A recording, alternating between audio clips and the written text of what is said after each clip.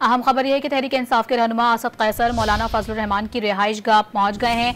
तहरीक इंसाफ के रहनुमा असद कैसर मौलाना फजलुर रहमान से मुलाकात करेंगे। इसी पर बात करेंगे। डॉन न्यूज़ के नुमाइंदे अब्दुल्ला मोहम्मद हमारे साथ मौजूद हैं। अब्दुल्ला, ये यकीनी तौर पर एक सियासी मुलाकात होगी, कौन से अहम उमूर ज़ेरे गौर आने वाले हैं?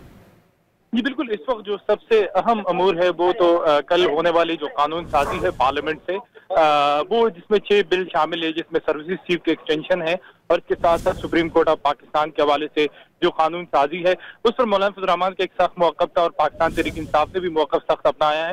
तो दोनों जमातों ने राब्ता किया और कहा कि ये जो कानून साजी हुई है उनके नज़र में उन्होंने इल्ज़ाम लगाया कि आइन से मावरा है और हमें कोई लाएअमल जो है वो हुकूमत के खिलाफ अपनाना चाहिए। तो इसी तसलसल के साथ आज पाकिस्तान तहरीक इंसाफ के लीडरशिप जो है उन्होंने मौलाना फजलुर रहमान के घर आना था और अब तक जो है वो असद कैसर मौलाना फजलुर रहमान की रिहाइशगाह पहुंच चुके हैं और पीटीआई ज़राए के मुताबिक जो दीगर लीडरशिप है वो इस मुलाकात में नहीं आएगी। कुछ निजी मसरूफियात है, जबकि कुछ का कहना है कि उमर अयूब और इसके साथ बैरिस्टर गौहर भी शिरकत कर सकते हैं। अभी जो मुलाकात है उस सवाल निशान, लेकिन वो मौलाना फजलुर रहमान के घर पहुंच चुके हैं। लेकिन अब तक दोनों जमातों ने बाज़ाब्ता तौर पर तस्दीक नहीं की कि ये मुलाकात शुरू हो गई है कि नहीं। तो कुछ ही वक्त में ये जो तफसीलात है ये सामने आ जाएगी।